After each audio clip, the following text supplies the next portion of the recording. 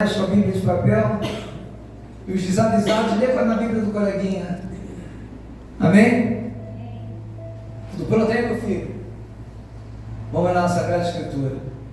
Atos dos Apóstolos, capítulo 2, a partir do versículo 42. Amém?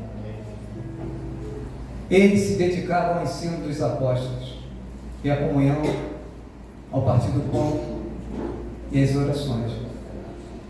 Todos estavam cheios de temor e muitas maravilhas e sinais eram feitos pelos apóstolos. Os que criam mantinham-se unidos e tinham tudo em comum. Vendiam suas propriedades e bens e os distribuíam conforme a necessidade de cada um. Todos os dias continuavam reunidos no pátio do templo, partiam o pão em casa e juntos participavam das refeições, com alegria e sinceridade de coração, louvando a Deus e tendo a simpatia de todo o povo. E o Senhor lhes acrescentava diariamente os que iam sendo salvos. E o Senhor lhes acrescentava diariamente os que iam sendo salvos. Amém? Amém. O que a gente pode esperar dessa palavra? O tema dessa ministração nessa noite é o seguinte: repartir o pão é multiplicar a unção. Mas que pão é esse? Que unção é essa? Como é que reparte isso? O que eles estavam fazendo reunidos em casa? Não só em casa. Estudavam, comiam pão com mortadela, pão sem glúten. Alguém aqui já comeu pão sem glúten? É doído, viu? É doído. Não é brinquedo não, tem que ser muito crente para comer pão sem glúten. Foi só um detalhe. Mas o fato é que eles estavam reunidos, juntos, estudando a palavra. A doutrina dos apóstolos era o quê? A instrução de Cristo. Vendiam suas propriedades. Um perguntava para o outro: você tem boleto aí?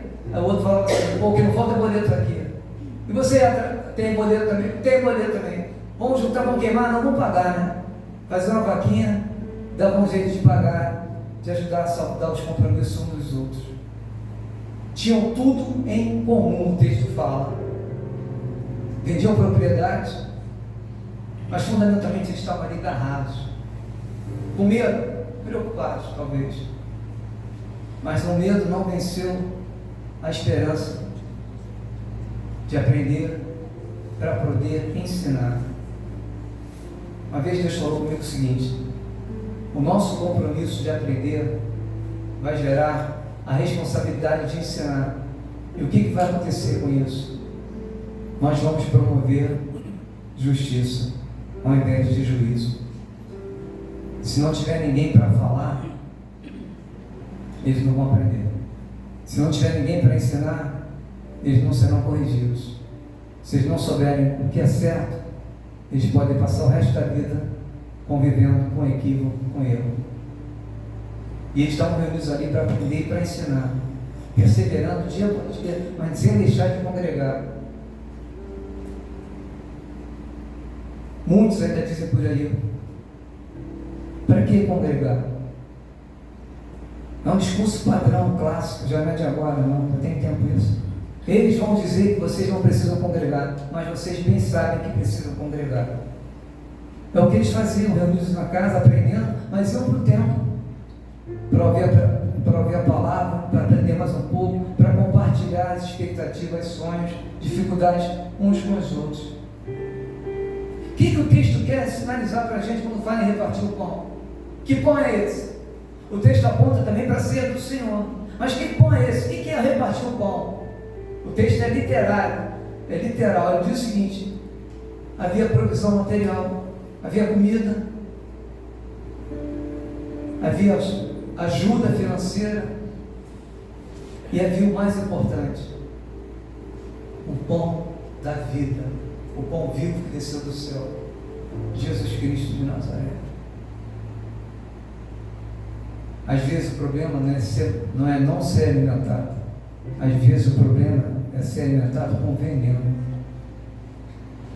Você até aguenta o trampo, 3 dias sem comer, bebe veneno 3 dias, você não chega no terceiro dia. Eles têm que saber que ainda existe esperança. Eles têm que entender e acreditar que até chegar no céu, nós vamos ter luta, mas o projeto é uma caminhada bem-aventurada. Uma caminhada que me faça acreditar de manhã cedo com todos escovando o dente, graças a Deus, Senhor, eu posso escovar o dente sozinho, sair da cama sozinho, fazer-los aquecer a esperança, soprar um pouquinho essa brasa que está quase se apagando de tantas pessoas, e muitos conhecem até a palavra, e a brasa está se apagando. Sabe por quê? Porque a gente anda ocupado demais, preocupado demais, ansioso demais, crente demais, autossuficiente demais. Se Deus não der um jeito, vai do meu jeito mesmo. Repartir o pão é isso, é dar de comer literalmente. Eu já contei essa história, mas vou contar de novo, sobre o argumento que eu vou fazer 60 anos. Até bom tocar nesse assunto. Surpreendam-me. 13 de junho, 60 anos. Festa surpresa. Não comunique porque eu não quero entrar com nada. Festa surpresa e a pessoa fica sem saber de nada. Aí na hora, mesmo que ela saiba, aí faz aquela cara para dar uma moral naquele evento. Então anota na agenda de vocês, 13 de junho, aniversário do pastor, 60 anos. Então eu vou contar um caos de novo. Minha avó tinha buraco, fazia muita comida. E na maioria das vezes era eu, meu avô e minha avó.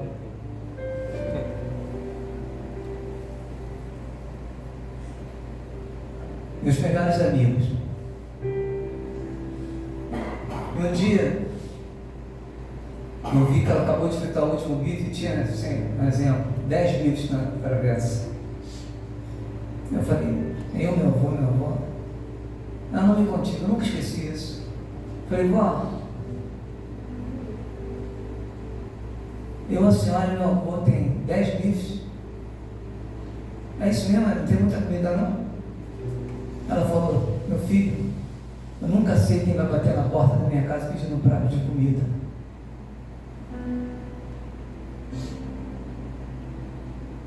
Nunca esqueci isso. Eles estão batendo na porta das nossas casas. Muitos estão morrendo na porta das nossas igrejas de fome e de sede.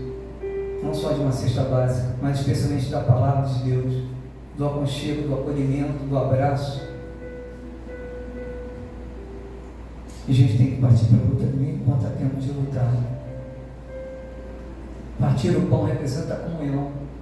O que é a comunhão? Comunhão é compartilhar sua vida com o outro.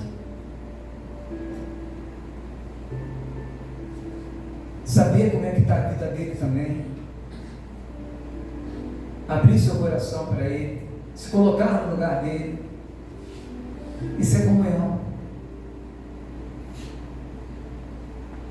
Nós estamos numa fase de alguns anos, com o advento da internet, comunicação em tempo real. O americano fala que é just in time. Comunicação em tempo real, respostas imediatas. E nós estamos perdendo pontos de contato. A pandemia nos roubou o direito temporariamente de abraçar, de dar um beijo no rosto de alguém, mas já passou. E eles estão esperando um abraço. Um abraço é uma boa salva-vida. Vocês não têm ideia de quanta coisa cabe num abraço. E quando o texto fala em comunhão, eu me aventuro a dizer o seguinte: devia rolar uns abraços ali. Os abraços apertados. O mundo abraça com uma facilidade. Tudo no mundo é razão de abraço. O Flamengo fez gol, abraço. O Botafogo fez gol, abraço. Minha tia fez aniversário, abraço. Mas dentro da igreja, por que a gente fica tão cometido? Ah, por conta da pandemia eu fiquei traumatizado. Conversa, né? Nós temos que voltar a abraçar as pessoas. Porque quando você abraça alguém, teu coração bate junto com dele. E por alguns minutos você não sabe qual é o seu coração que está batendo, qual é o coração da pessoa que você está abraçando. certamente você vai ouvir muitos testemunhos por conta de um abraço. Nós precisamos falar do que nós já sabemos. Naquela cruz, Ele nos deu prova de amor. A ressurreição nos trouxe esperança, nos reconciliou com Deus, nos deu uma oportunidade, mais uma vez, de quê? De termos comunhão com Deus. Há muitos anos atrás, um pregador batista declarou o seguinte: se nós formos fracos em nossa comunhão com Deus, nós seremos fracos em tudo. Charles Spurgeon. A base dos nossos relacionamentos humanos é a base do meu relacionamento com Deus. Se eu tenho um relacionamento com Deus de gentileza, de educação, de respeito, de temor, se eu consigo olhar para Deus e não enxergar uma prateleira de promoção de supermercado, uma concessionária com distribuição de carro, de chave de carro zero, uma construtora entregando chave de apartamento, se eu consigo olhar para Deus e ver meu Pai, ver meu amigo, meu Salvador, nós precisamos, como igreja, ter esperança de que um dia nós seremos chamados amigos de Deus, por conta da nossa comunhão hoje com Deus, por conta de abraçar Deus todos os dias. Nós temos que ter a esperança que amanhã, quando você levantar da cama, vai parar o plantão do céu, Deus vai chamar Jesus, vai chamar o Espírito Santo e vai falar o seguinte: amigo, minha filha levantou da cama, minha serva levantou da cama, a menina dos meus olhos levantou da cama, o meu filho levantou da cama, o meu servo levantou da cama, o menino dos meus olhos levantou da cama. Os meus filhos levantaram da cama hoje para me fazerem sorrir. Comunhão. Isso é comunhão. Nós precisamos ajudar aqueles que estão buscando suprir suas necessidades básicas. Nós não precisamos esperar um grande evento, uma grande tragédia para abençoar vidas. Com certeza, no nosso quintal, na nossa rua, tem pessoas passando necessidades. Mas como é que eu vou saber? Pergunta para Deus, Ele sabe tudo. Você levar a palavra de Deus para quem não tem o que comer. Como eu já ouvi uma vez, falar de Deus é fácil, pastor. Você já almoçou hoje?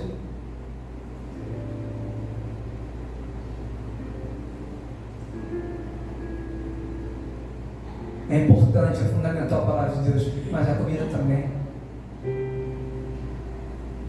Nem sempre a gente vai ter recurso financeiro para fazer uma compra, mas para comprar uma quentinha, a gente dá um jeito. Mas não podemos nos afastar da fome, da sede que assola o mundo, fome de alimento do corpo e fome da palavra.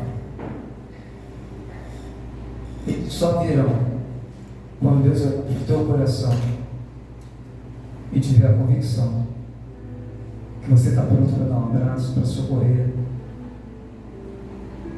Dessa forma, Deus vai permitir que as pessoas cheguem até nós.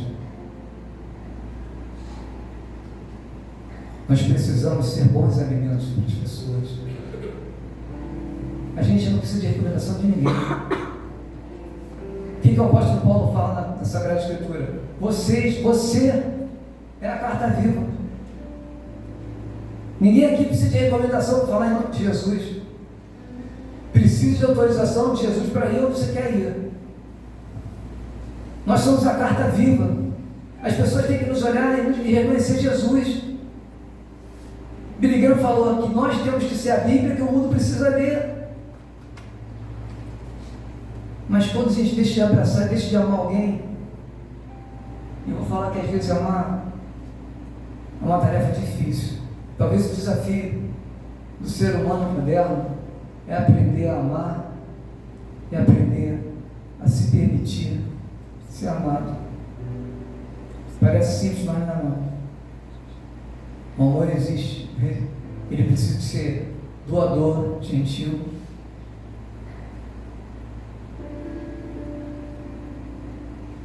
O que a gente tem colocado na mesa daqueles que vêm para pedir comida para nós?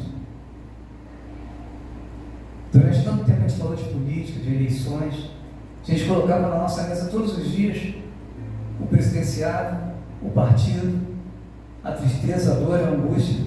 Quantas vezes, durante muito tempo, nós servimos a nossa família, angústia, preocupação, medo. Para falar de angústia, de preocupação, de medo, já tem a mídia que faz isso muito bem. Eles não estão precisando de tantas informações. Eles estão precisando de conhecimento. A informação te mantém conectado com o mundo, e ela é importante. Mas o que te mantém conectado com Deus é conhecimento, é a palavra de Deus. E isso faz a diferença na vida de qualquer pessoa. Qual é o princípio dessa comunhão? A gente está falando de repartir o pão, dar comida mesmo para matar a fome das pessoas. Falamos em nos doar como carta viva para essas pessoas ouvirem falar de Deus. Mas qual é o princípio? O que vai mover a comunhão? É o amor. Ainda que eu entregasse tudo os meus bens aos pobres e desse meu corpo para ser queimado, se não houvesse amor, nada disso valeria. Ainda que eu falasse a língua dos homens e dos anjos, se não tivesse amor. O amor é o nosso combustível de esperança. O amor sobe por escadas que a esperança abriu as portas. Nós estamos precisando aprender a amar e aprender a ser amados também. 1 João capítulo 4, versículos 7 e 8 diz o seguinte: amemos-nos uns aos outros, porque o amor é de Deus. Quem não ama não conhece a Deus, porque Deus é amor. 1 João capítulo 1, versículos 6 a 9: se dissermos que temos comunhão com Ele e andarmos em trevas, mentimos e não praticamos a verdade. Mas se andarmos na luz como Ele está na luz, temos comunhão uns com os outros, e o sangue de Jesus Cristo, seu Filho, nos purifica de todo pecado. Como é que eu posso dizer que eu tenho comunhão com meu irmão se eu não tenho comunhão com Deus? Tem alguma coisa errada. Tudo vem de lá, a fonte é lá. Se vem de lá para eu ter para dar, como é que eu não tenho comunhão com Deus, com Jesus? Pastor, está faltando tempo. Eu te falo uma coisa: se a gente não encontrar tempo para ter um relacionamento com Deus, se não encontrarmos tempo para ter comunhão com Deus, com Jesus, com o Espírito Santo, nós teremos um tempo enorme no inferno, na perdição. Às vezes, falar do inferno, a gente fica assim, horrorizado, entristecido, querendo ouvir outra palavra, mas o inferno é real. E tudo é fruto das nossas escolhas, porque a maior escolha foi feita naquela cruz. Ele não perguntou a ninguém: você acredita que eu vou sair dessa cruz? Ele foi para lá, morreu, ressuscitou, governa, reina, vai voltar para nos buscar. Graças a Deus, esse evento do Calvário, pela cruz do Calvário, não precisou de que ninguém acreditasse que aconteceria. Como ele vai voltar, você acreditando ou não? E quando ele chegar, não vai ter tempo para comunhão, não vai ter tempo para negociação de última hora. Ah, mas eu estava louco para te dar um abraço, ainda bem que o senhor chegou. Não vai ter abraço. Ou chegamos a Deus agora, diante do Pai, ou vamos chegar a Deus depois, diante de um juiz. Eu escolho chegar diante de um Pai, fruto da minha comunhão. Nós só conseguiríamos reproduzir o genuíno amor, esse amor de Deus, se tivermos amor e relacionamento com Jesus. Ele é o ponto de convergência, Ele é o centro. Tudo apontou e sempre apontará para Ele. Não haja luz, Ele estava lá. Tudo que foi feito na presença dEle. Se a gente quer ter comunhão com Deus, tem que ter comunhão com Jesus primeiro. É através da nossa comunhão com Jesus que temos comunhão com Deus. Ele é o centro de unidade e conversão. É o nosso ponto de partida. É o nosso recomeço. Tem sido dias difíceis, dias trabalhosos. Muitos têm ficado ao longo da caminhada, por tristeza, por decepção. Muitos estão deixando a igreja não é por conta do pecado, não. É por rejeição, por abandono meu e seu.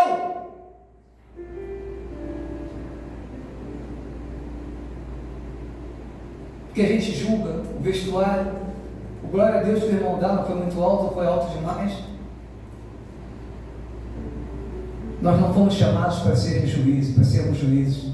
Nós fomos chamados para sermos filhos e servos. A igreja deve se constituir num hospital, não num tribunal. Eles não precisam de um tribunal, eles precisam de um hospital.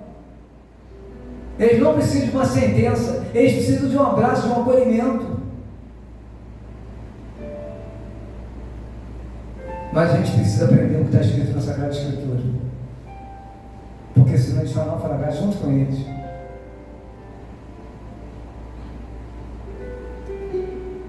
A comunhão com Cristo destrói a tentação do demônio. A nossa comunhão, o nosso relacionamento, sabe aquele feijão com arroz? Aquele relacionamento, sem inventar muito. Eu te amo, Jesus, muito obrigado pelo dia de hoje, por tudo aquilo que o Senhor não fez, por tudo aquilo que o Senhor fez. Obrigado por me aturar mais um dia, porque me aturar não é fácil. Obrigado porque eu posso deitar na minha cama sozinho, tomei banho sozinho. Muitos estão no leito do hospital, dependendo de alguém para dar um banho, para escovar o dente. E a gente acorda, escova o dente sozinho, toma banho sozinho, porque Ele está lá. Sabe aquele dia que você chorou de noite sozinho, afogou no travesseiro? Ele estava lá. Sabe quando você foi bem escondido do seu marido, da sua esposa, na madrugada, para chorar? Ele estava lá. Sabe aquele livramento que você não tem a menor ideia que aconteceu? Ele estava lá. Ele sempre vai estar com a gente, mesmo quando a gente não tem tempo para estar com Ele. Ele permanece fiel e permanecerá fiel, mesmo quando somos infiéis, mesmo quando damos trabalho, e a gente dá muito trabalho. O que é essa? Eu falei que o tema dessa pregação é a partir do qual é multiplicar a unção. Mas o que é multiplicar a unção? O que é unção? É poder? O que vem a ser essa unção que muitos falam, muitos buscam, alguns não têm a menor ideia do que seja, mas já falam o seguinte: é bom esse negócio? Eu quero também. Botar na lista, unção. A lista do cidadão tem 300 itens, 301 são para ele. No final ele bota assim: valeu, obrigado por tudo. Se a mesma capacidade que a gente tem de pedir fosse a capacidade que a gente deveria ter de agradecer, de falar com Deus, as coisas seriam diferentes.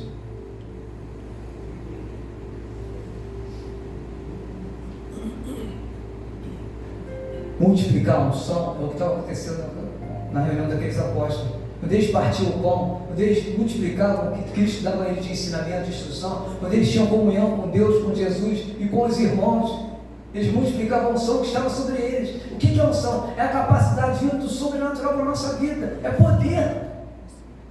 O texto de Isaías fala sobre unção. A unção despedaça todo o jugo, é poder.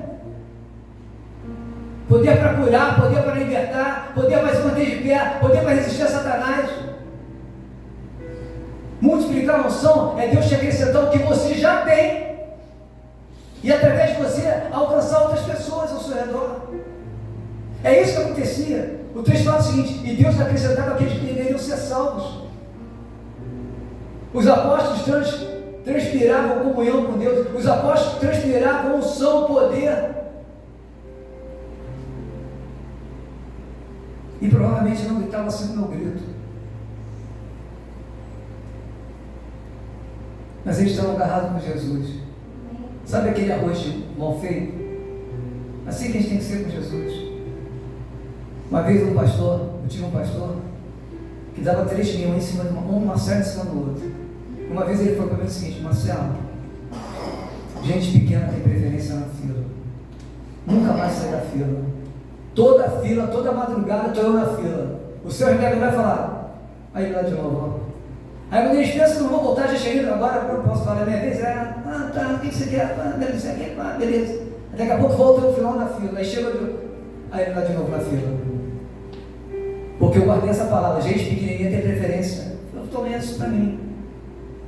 A gente tem que parar de botar no nosso combustível, que é o nosso coração, que é o nosso crente, combustível lixo, guardar a palavra de maldição. Os apóstolos não compartilhavam a palavra de maldição, compartilhavam dor, angústia, ansiedade, um boleto que ia vencer, uma fome, um pouco de mortadela, um pouco de comida, um pouco de glúten, sem glúten, né? Já estou até nervoso com isso, mas glúten sem glúten. Mas tinha comunhão, tinha esperança. Onde tem comunhão, tem esperança. A comunhão sopra vento, sopra fogo naquela brasa que está se apagando. Mas como ter comunhão com Deus, eu não quero nem ler o que ele escreveu.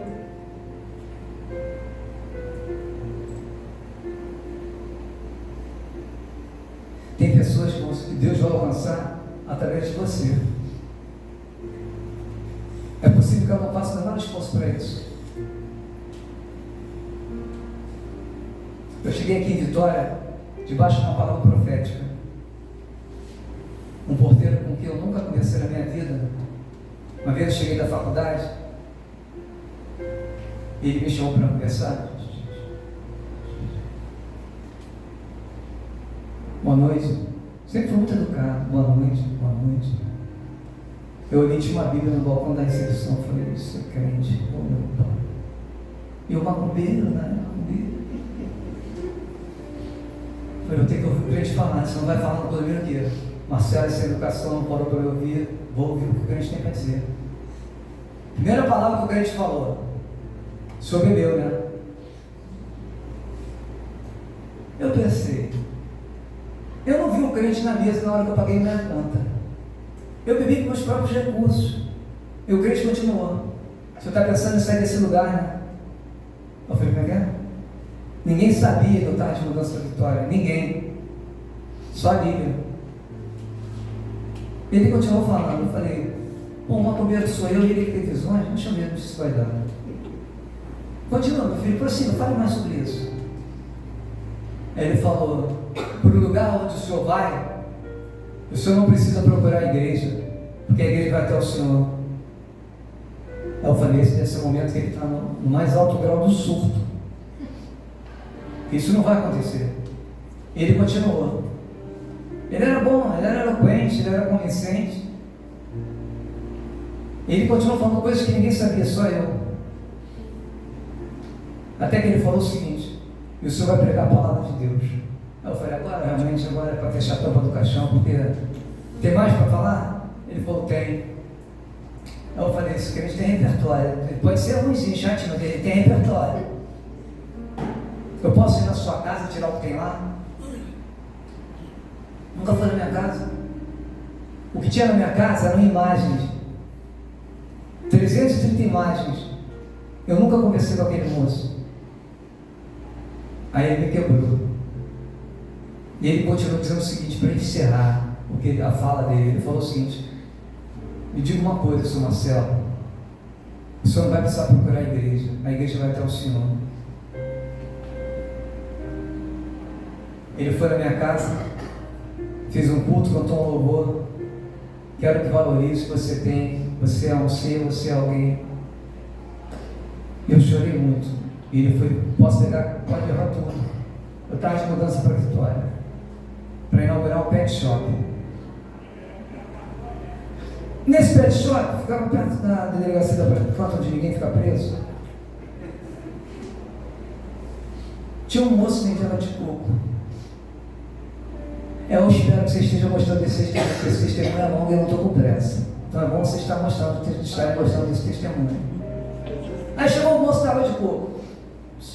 Toda vez que alguém faz das duas uma, ou você vaza ou para para ouvir, porque esse que faz, ele não vai parar de fazer enquanto você não para para ouvir. Eles têm uma disposição para ficar. Nem passarinho faz tanto. Eu falei, pode chegar. Tudo bem? Eu falei, tudo bem. Pensei que já teve melhor.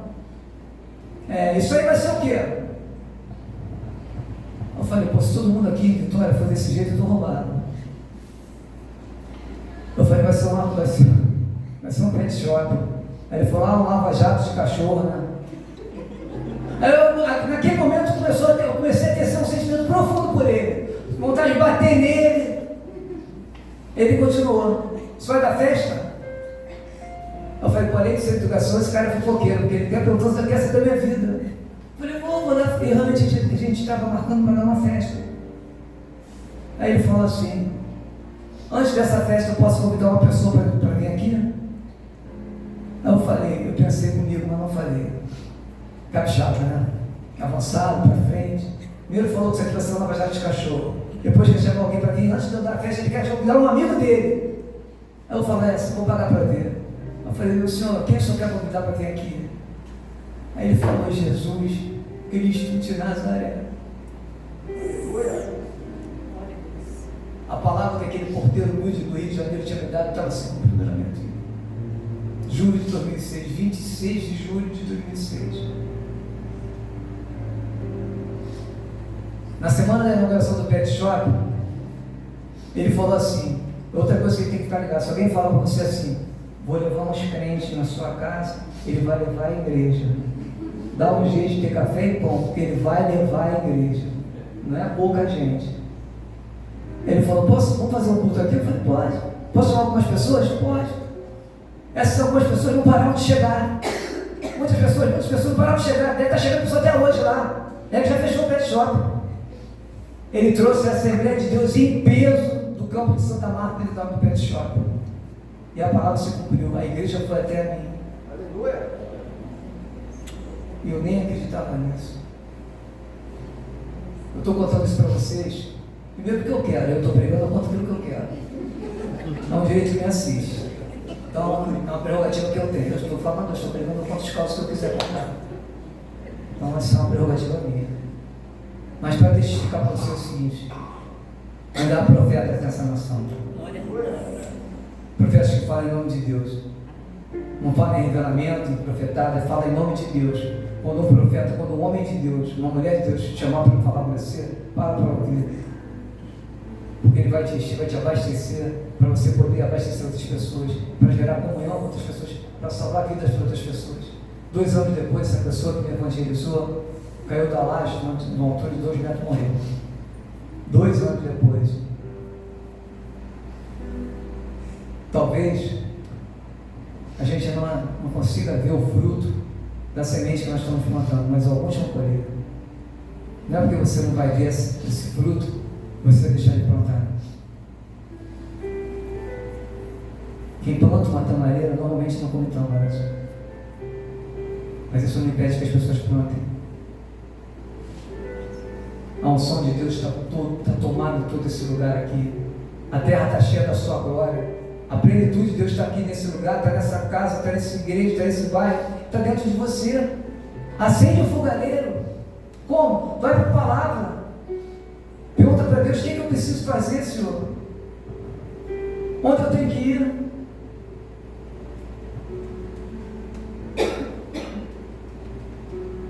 Melhor dessa tosse. Certa vez um jovenzinho assim como eu, perguntou a um sábio o que era unção. Aí o sábio falou assim: senta aqui, meu filho, titio vai contar o que é unção. Está vendo aquele passarinho cantando em cima do fio? Aí o jovenzinho falou: pois é, isso não é unção. Aí o jovem falou: tá bom. Aí o sábio falou: tá vendo aquela vaca pastando ali, comendo grama? Aí o jovem falou: tô. Isso também não é unção. Aí o jovem, já sem a menor paciência: tá, o senhor pode pelo menos me dizer o que é unção? Unção é o seguinte: é se você olhar em cima do fio e verificar uma vaca cantando, olhar o pasto e ver um passarinho comendo grama. Unção é o sobrenatural de Deus te capacitando a fazer coisas que você naturalmente não conseguiria fazer. Isso é unção. A unção está liberada para todos, mas nem todo mundo quer, porque tem uma condição para isso. Existem algumas condições para você receber a unção de Deus. Pelo menos 3 condições básicas. Uma das condições é o seguinte: determinação. Um profundo desejo de receber a unção. Para quê? O que eu vou fazer com essa unção? Vou cuidar de mim? Também vou cuidar de mim. Eu vou cuidar das pessoas. A unção me capacita para servir. Eu tenho uma irmã muito sábia no Rio de Janeiro que, quando ela grita comigo, ela fala uma frase que já... Ela diz o seguinte: quem não vive para servir não serve para viver. Se a gente continuar na posição de espectador, esperando ser servido, talvez até a gente morra de fome.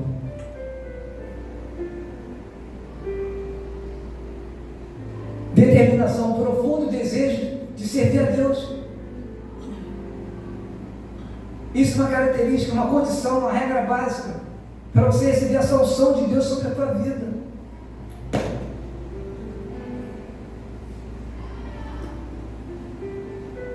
A outra condição é o quê? Unidade. Mas o que é unidade?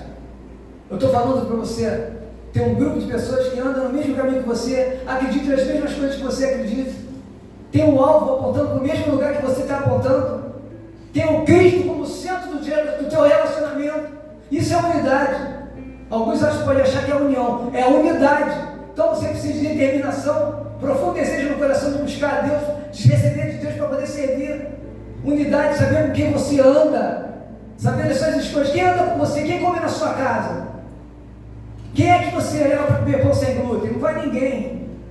Você faz o convite, mas não aparecer ninguém. Nós temos que andar com pessoas que têm o mesmo foco que nós, que acreditam no que está escrito na Bíblia, para juntos movimentar uma força espantosa para alcançar pessoas, para alcançar vidas. Você sabe o que é a unidade? Entenda o seguinte, isso é muito comum essa dúvida: união e unidade. Qual é a diferença de união para unidade? União é um saco cheio de batata. Isso é união. Dentro daquele saco cheio de batata, elas estão agarradinhas uma com a outra, né? Ninguém se fala. Mas estão lá as batatinhas. Aí você pega algumas batatas e começa a descascar. Bota no fogo e começa a cozinhar. Está preparando o crente. Aí tempera e amassa. E transforma aquelas batatas solitárias naquele saco de batata. Ninguém fala uma com a outra. Você transforma aquelas batatinhas solitárias num purê. Isso é unidade. Você não sabe qual é a batata, qual é a outra, qual é uma. É unidade, é o purê. É o purê de batata que você transformou. Nós precisamos ter esse purê de batata para ter unidade com os irmãos e com Cristo. É simples assim. União não é unidade. A última característica básica de você receber o poder de Deus, a unção de Deus, é louvar, é a adoração. Louvar a Deus em qualquer tempo, circunstância ou lugar. Paulo e Silas agarrados na prisão, começaram a cantar. O louvor liberta. Determinação, unidade e adoração. 3 características só. As mais simples, as mais básicas, que eu escolhi para falar para vocês.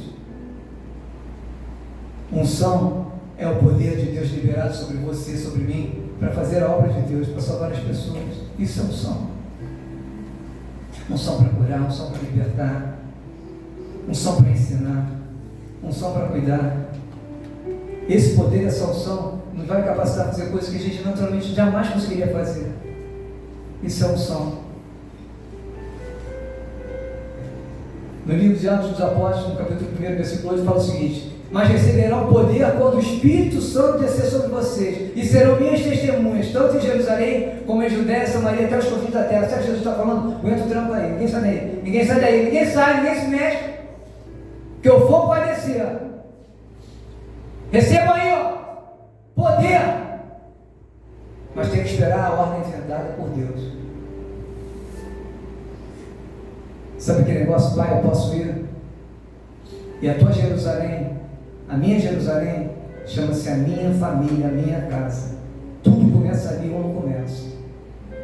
É na tua casa que Deus vai te revestir de poder para você cuidar da sua família, para poder cuidar de outras famílias. A tua família é pequena, grande nação. A tua família é pequena, grande nação, escolhida, eleita por Deus. Ter aqui a receita do bolo, repartir o pão, multiplicar a unção. Então por que a gente não consegue entender essa palavra? Já foi pregado tantas vezes por pessoas com mais qualidade do que eu. A gente continua fazendo as mesmas perguntas. Por que ele não aceitou Jesus? Por que ele saiu da presença de Deus?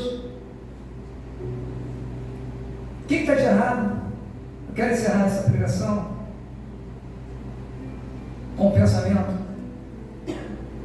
de um autor chamado John Stott. Ele escreveu um livro chamado A Cruz de Cristo. Ele fala o seguinte: não devemos perguntar o que é de errado no mundo. O diagnóstico já foi dado. Devemos perguntar o que?